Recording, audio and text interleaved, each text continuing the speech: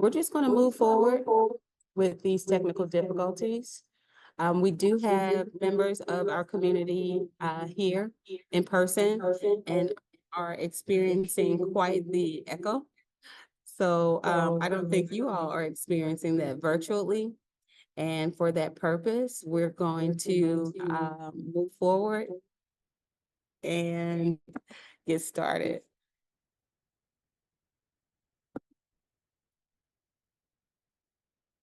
We're going to quickly go through our agenda. A lot of familiar faces know about this process. So we'll go right through our funding agency. CDA funds many agencies throughout the city as listed here: Youth and Children Services, Crime Prevention, Administration, Beautification, Economic Development, and listed here on the screen are a lot of our partners that we funded last year and over the years. CDA serves as the clearinghouse for a variety of federal, local funds for the city of St. Louis. And our goal is to drive economic justice by supporting a wide range of public and private building affordable housing and activating vacant properties throughout the city to empower our communities. We were founded in 1974 to administer Housing and Community Development Act funds. And through a consolidated planning commission in the Office of Business Development, Beautification, and Model Cities Corporation. My name is Rashonda Alexander. I serve as the Director of Compliance for CDA, and I am here with my team member, Lisa Jones. My name is Lisa Jones, and I am the Program Manager at CDA.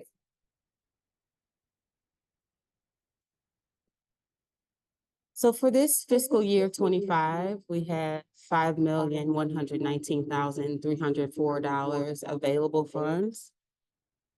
With Community Development Block Grant Funds, which we will refer to from here on out as CDBG, there are national objectives that must be met. They must benefit low to moderate income populations for the elimination of slum and blight, and then also for urgent need. For this request for proposal, urgent need is not an eligible use for this RFP. Eligible activities include public services, economic development, and public facilities, and we'll go through them at length over this presentation. In terms of economic development, eligible activities include micro enterprise and business assistance, business development, business attraction, and financial incentives. With public facilities and improvement, activities could be the development of an early childhood education facility. But please note, it needs to be primarily designed for LMI population and our LMI income area. Street and sidewalk improvements, and then other public facilities that are designed to serve predominantly LMI populations and in the area. Public services are traditionally very oversubscribed during our RFP process. We get a lot of our operating agencies and nonprofits submitting proposals for these services like crime prevention, elderly services, childcare, fair housing, financial literacy and counseling, food access, health, homeless at-risk services, job training, landlord training, neighborhood cleanups and beautification, offender reentry, resident leadership training and development, and youth services. And because of that, we usually have more requests for funds than funds available in that public services category. This is the timeline that we posted on the 1st of July. You see that today is the 2nd. We are holding our public hearing. We're talking about the process and the timeline. But I really want you to pay attention to when the proposals are due. It's September 6th at 4 o'clock, by 4 o'clock. The process for anyone new to the process of submitting RFPs for CDBG. Once you submit your proposals by September the 6th, we will review internally all proposals that are eligible and make funding recommendations that we post to the CDA website. That will be on October the 11th. From there, we post that to an action plan, which is then introduced to a board bill, submitted to the mayor and ENA for approval, later to the HUD's committee. It goes through several readings at the Board of Aldermen. And then we are able to have a public hearing, which is of the second phase for our FY 25 funding cycle. And then we would submit a final action plan of all funding recommendations for 2025 by November 15th. This timeline is also posted on the CDA website if you want to follow up and have your own copy of it later. To submit the proposal, we are using our eGram system, which we have historically used. I will note that we will be migrating to a newer Salesforce-based grants management system. So you are getting some heads up, hot off the press information for our future funding cycles. Some of you have already experienced the Salesforce system on our housing side. There's an eGrams website tutorial on the website too, if you need some assistance.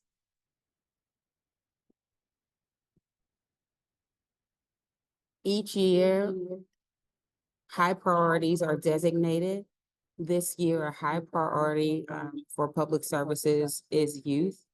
And this primary goal would be supporting LMI children by expanding their access to childcare, healthcare, maternity care, food, and substance abuse resources. These upstream investments have shown long returns in the form of high increased graduation rates, reduction in crime, and then just overall better health. So this is a high priority funding, which generally means applications that will focus in public services on youth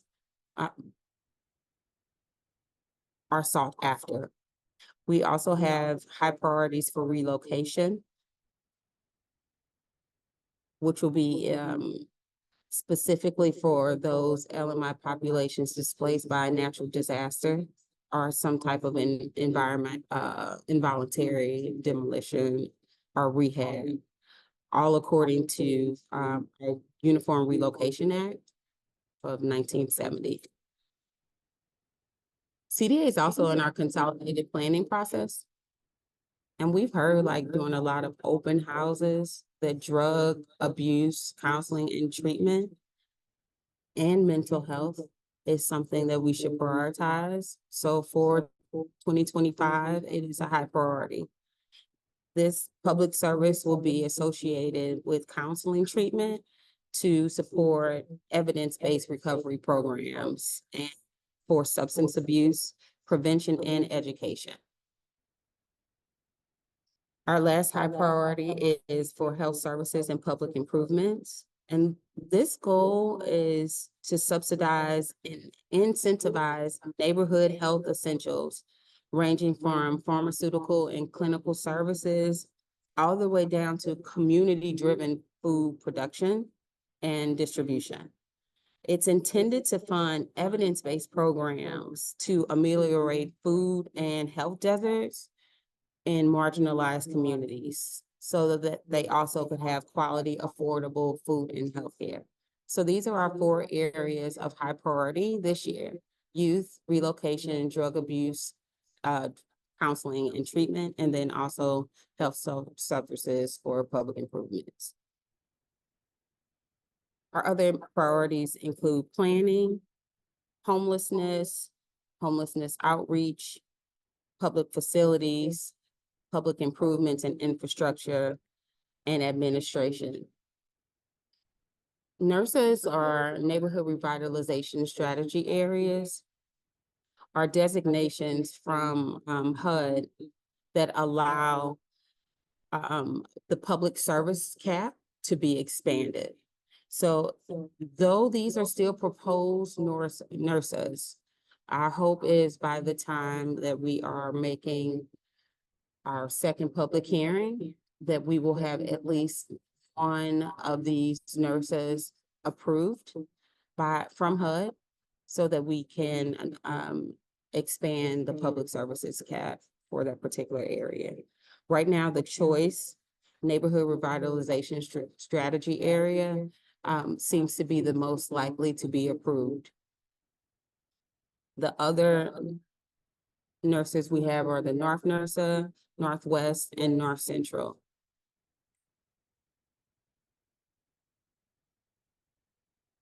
I have a new program alert. It would be under the economic development aspect of RFP. It's a commercial facade improvement program. These will be forgivable loans with a target investment area along the Green Line, which is the proposed north-south MetroLink route, as well as the proposed NARSAs, our economic justice index areas, and major corridors that are citywide. These loans can range from $5,000 to $50,000 and will be forgivable after 5 years of documentation of reporting requirements. Please note it's for exterior improvements only. All right, so all questions about this RFP must be submitted by email to CDA by August 23rd. We'll provide answers on the website. And if you have any questions pertaining to egrams or how to submit online, you want to send that contact by noon on September 3rd to egramsupport@stlouis-mo.gov. So no questions will be answered by telephone or email, any direct contact with a CDA employee or staff person. All right, so now Q&A. And this is for, let's start with our members that are here now. And then we'll also go into live stream for questions in the chat. We are so sorry about the echo. I can tell you it's a new system with cameras, so these different angles, and we're working through it. Please give us some grace. Will our grant history from egrams move to Salesforce?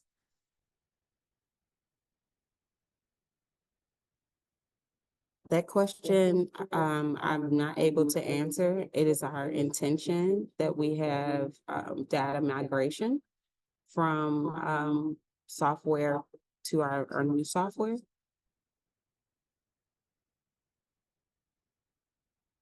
Will the FY funding timeline be posted? Yeah, it is posted. It should not say. I can go back to it on the screen.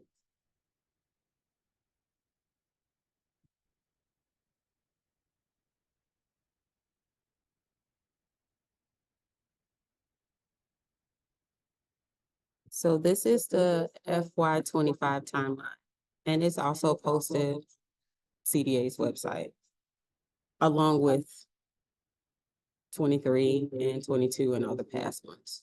So you may just have to sift through to find this one, but it is posted. Will the slideshow be on the website? We can do that. And look for an announcement of when we do it through our CDA newsletter, which I'm sure you've been receiving from our public information officer, Tom Nago. So you'll get a notice when we do that. Where can the RFP be accessed? It will also be on the CDA website.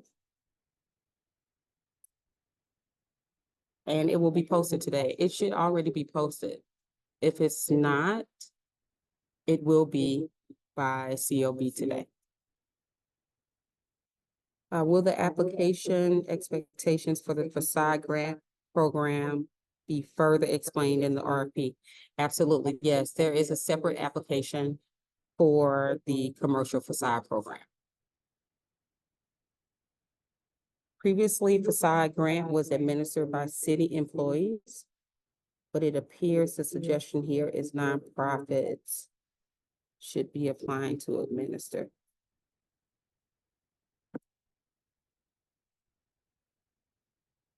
I don't really understand that question, but I can tell you that the facade program will be for both for-profit and nonprofit businesses.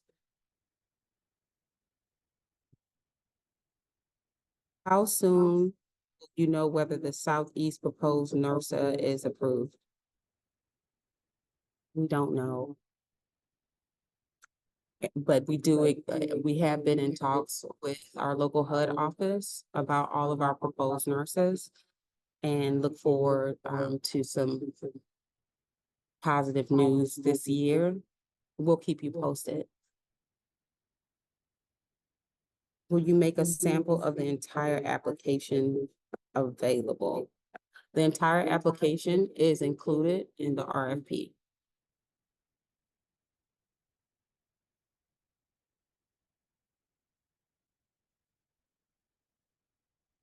Thank you, Megan. We have a note for our team internally that the RFP link to download is just the cover page at the moment. So we want to make sure that that's corrected.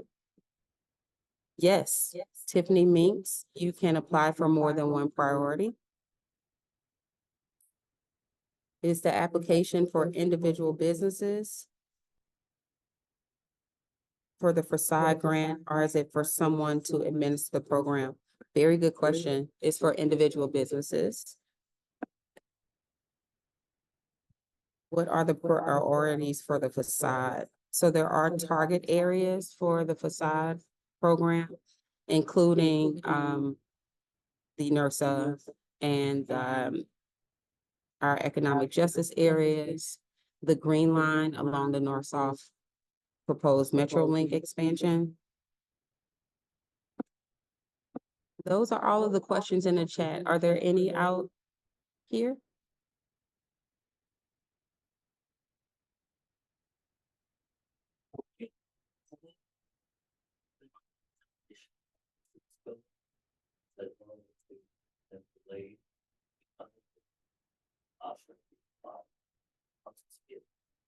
Did you do it through the Salesforce portal or eGrams?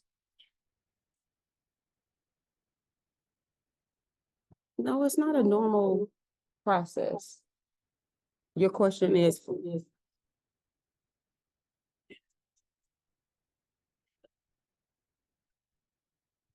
eGrams? No, you shouldn't be worried. No, that's a grants management system we've been using. So What did you do 2 weeks ago? Did you apply for something or? Oh, you read, oh.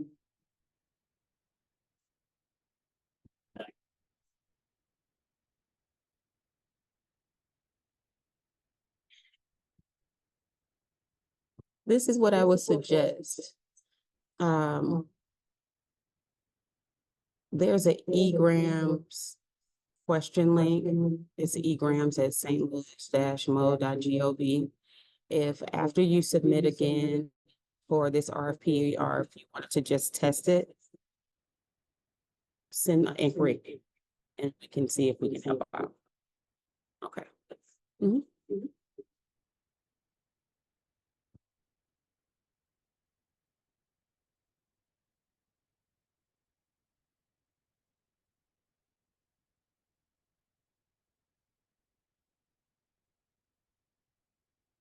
I'm gonna look in the chat for any additional questions.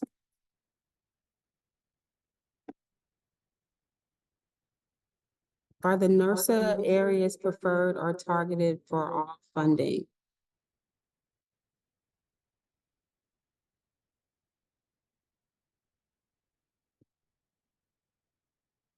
So there will be no bonus points, this RFP for proposals that are located in, nurses, but they are preferred and targeted.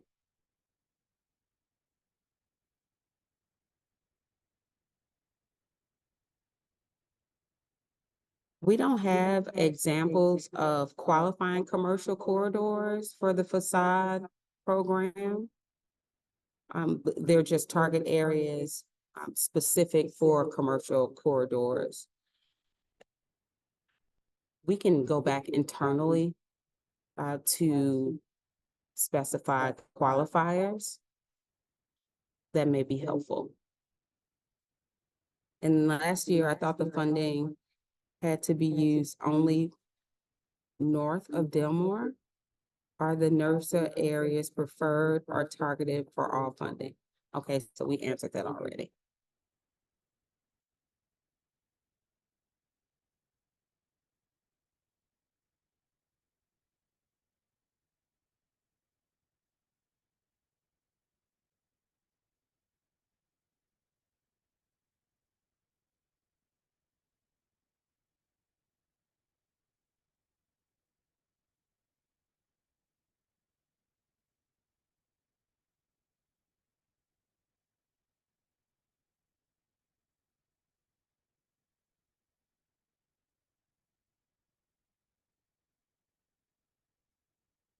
Two more questions I see here. Will CDA be working on providing direct to business communications about the facade program? About the facade application?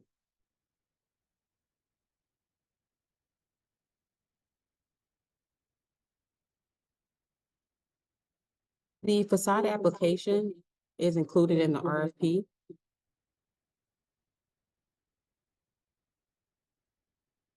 Where do I download the app? We're not there yet, Stan, but we do have a website.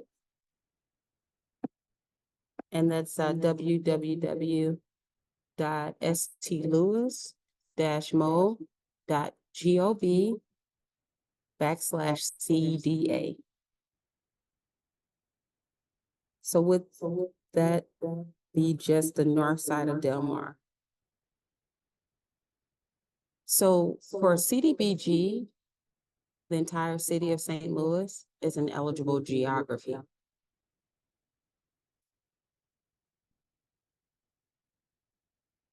I hope that helps.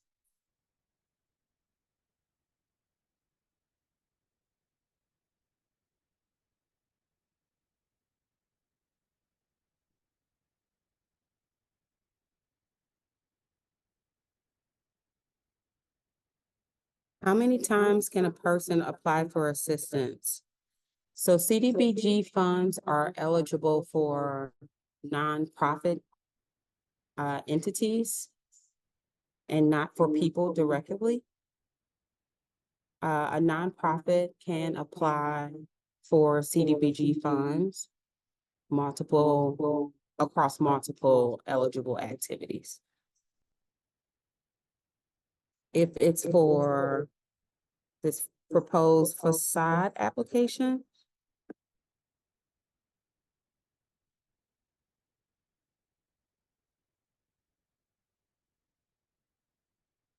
you would only be able to apply for one loan. It's per business.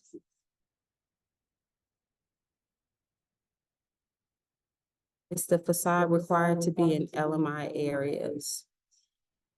Not a requirement, but we do have target areas within the EGAI, within nurses, proposed nurses,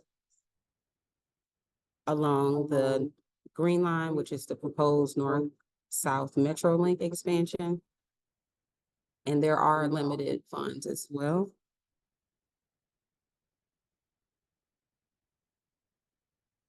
So preference will be given to those businesses within the target areas, but it is not a requirement that they be in LMI areas.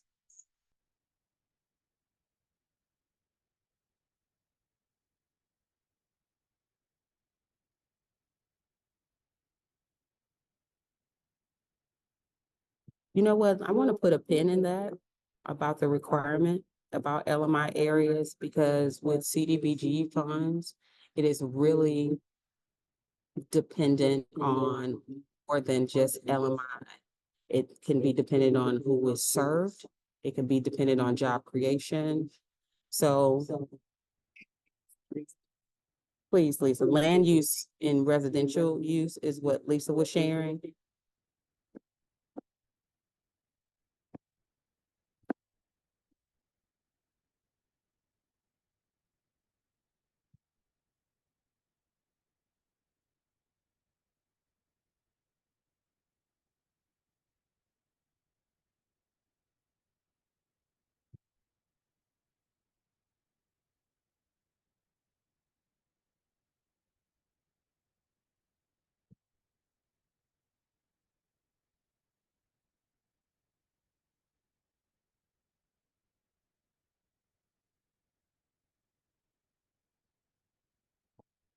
Okay, well, we are going to provide space for any closing questions.